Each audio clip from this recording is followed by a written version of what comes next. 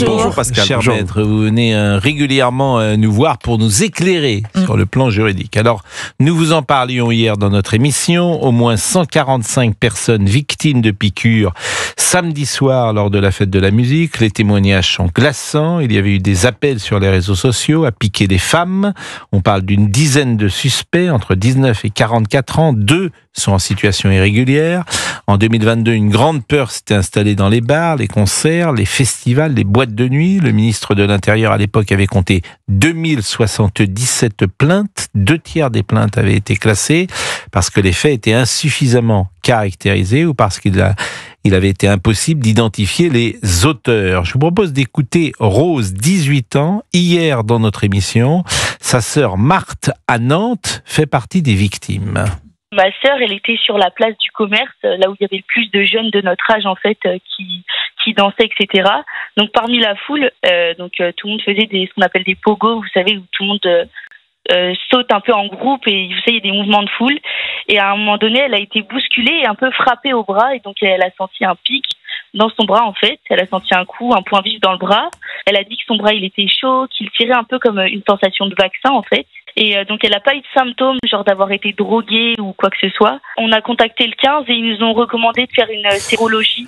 Alors on comprend mal d'abord les mobiles de ceux qui font cela. Certains avancent une volonté de contraindre les femmes au secret, qu'elles aient si peur de sortir qu'elles restent chez elles et qu'elles ne soient pas associées à ces mouvements de fête. C'est une hypothèse possible.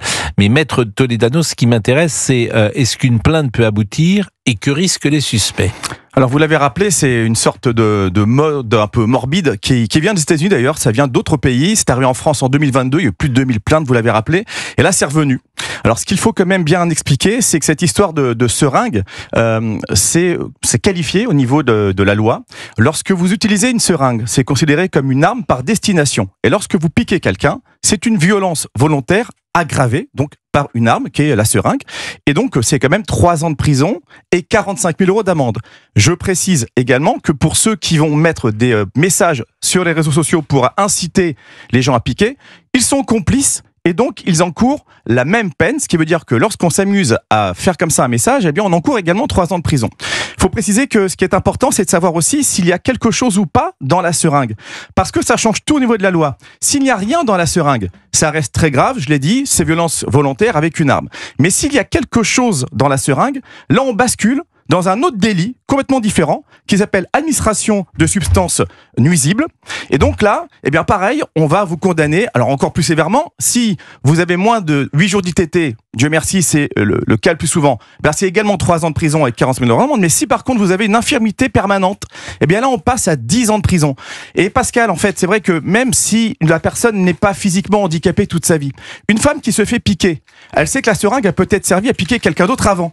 Est-ce que cette personne avant n'était pas, elle, contaminée par une maladie, n'avait pas quelque chose, et donc on a inoculé à cette personne un microbe, un virus. Et donc la personne doit faire pendant des mois, voire des années, des examens pour être sûre qu'elle n'a pas été contaminée par cette seringue, et donc elle va vivre toute sa vie dans une angoisse, et donc on peut considérer que c'est presque une peine à vie, et donc on pourrait même imaginer que au niveau de ce qu'on pourrait qualifier, ce serait non pas 3 ans, mais 10 ans de prison. Donc c'est vraiment grave. Hein. Et on avait eu un témoignage effectivement sur CNews d'une jeune femme qui s'appelait Julie et qui nous a donné son ordonnance. Et dans cette ordonnance, il y avait des sérologies demandées, VIH, syphilis, etc. Et il y avait ce que vous dites, c'est que pendant un suivi, pendant une 12aine de semaines, je crois, où elle devait régulièrement faire une sérologie. Alors je vous lis également, parce que le mobile, beaucoup de possibilités existent et c'est celle que je vais vous lire en est une. Ces seringues sont à rapprocher des jets d'acide en Angleterre et auparavant en Algérie. C'est une technique terroriste, hélas avérée, pour obliger les femmes à rester chez elles, ce que je vous disais tout à l'heure. L'obsession des islamistes donneurs d'ordre et la claustration, ou à défaut le voilement des femmes. Grâce à Internet, il faut trouver les initiateurs de la campagne, car les piqueurs sont des suiveurs. Donc ça va être intéressant comment l'enquête va se mettre en place, bien sûr. Oui, c'est important de connaître, vous avez raison Pascal, les mobiles aussi. Alors soit à minima, ce sont des personnes complètement débiles qui veulent s'amuser à faire peur aux gens, et dans ces cas-là, on est quand même dans des violences volontaires aggravées.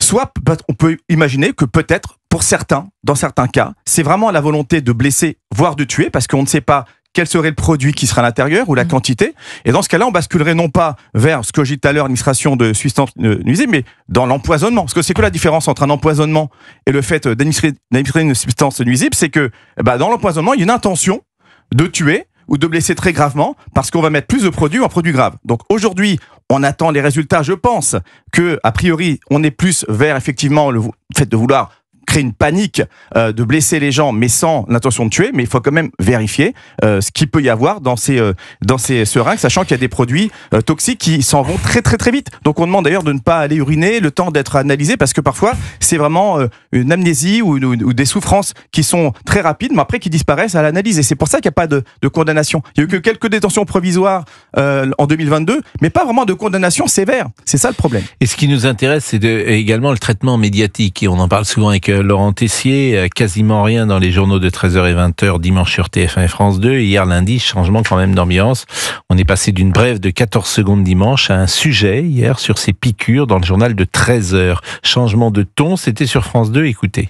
C'était l'une des inquiétudes de la fête de la musique relayée sur les réseaux sociaux, cet appel à attaquer et à piquer des femmes. Il pensait profiter de la fête de la musique, mais la soirée a viré au cauchemar, la plupart du temps pour des femmes. Cette année, c'est un phénomène de grande ampleur, bien plus que les années précédentes. Et sur TF1 également, on est passé d'une brève de 13 secondes à un sujet de 2 minutes 15 hier soir dans le 20h. Écoutez. Des publications sur les réseaux sociaux appelant à attaquer et à piquer des femmes pendant la fête de la musique samedi soir. Sur les réseaux sociaux depuis samedi, avalanche de témoignages. Cette toxicologue, experte en soumission chimique, croule sous les appels depuis ce matin. Quand même invraisemblable. Je vous assure, il y a un concept dont on parle régulièrement sur CNews, c'est le concept de confiance sociale. La confiance sociale, c'est précisément de pouvoir sortir le soir et de savoir qu'il ne t'arrivera rien. Eh bien, cette confiance sociale, elle s'est effondrée en France. Mais je pourrais citer de multiples exemples. C'est vrai aussi, la confiance sociale, c'est inscrire son fils au football en début de saison et savoir qu'il ne se passera rien. La confiance sociale, c'est de laisser sur une plage ses lunettes de soleil au moment où on va prendre un bain et savoir qu'on va les retrouver. Et je ne prends pas cet exemple au hasard parce que figurez-vous qu'à Nice, pour la première fois, on a imaginé installer des casiers sur la promenade des Anglais. Pour le moment où les gens vont se baigner et tout ça. Et là, on tombe dans une paranoïa qu'il n'y avait pas avant. Mais cher, vous savez bien... moi, la première, pourquoi je ne suis pas sortie pendant la fête de la musique ? Ben voilà. Vous aviez peur de vous faire piquer. Non, peut-être pas comme ça, mais... Mais vous avez raison, c'est exactement pour ça.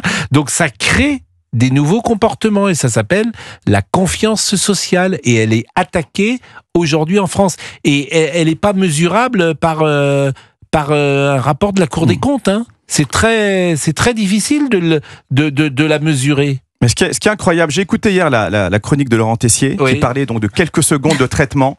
C'était vous moi, j'écoute tout le temps, j'adore. Mais vous êtes levé à 6h15 le matin ? Mais je l'écoute en replay. Oui, j'ai replay. Vous êtes un ami, mais c'est vrai que je ne dis jamais qu'elle est en replay. Elle est en replay, vous avez raison. Mais oui, c'était très intéressant parce que le traitement qu'ont fait les médias, parce que de manière plus générale, le soir de la fête de la musique, il faut comprendre qu'il y a encore quelques temps, il n'y a pas longtemps, quand il y avait comme ça des manifestations, du chaos dans la rue, on disait il y a eu 5 blessés, 10 blessés, 20 blessés qui ont été aux urgences, c'est grave déjà. Rendez-vous compte que samedi soir, on se rend pas compte quand on le dit, il y a eu 1500 personnes qui ont été aux urgences pour des agressions, 14 en état très grave, 30 coups de couteau. Non mais moi je suis c'est juste. On le dit, mais vous avez raison.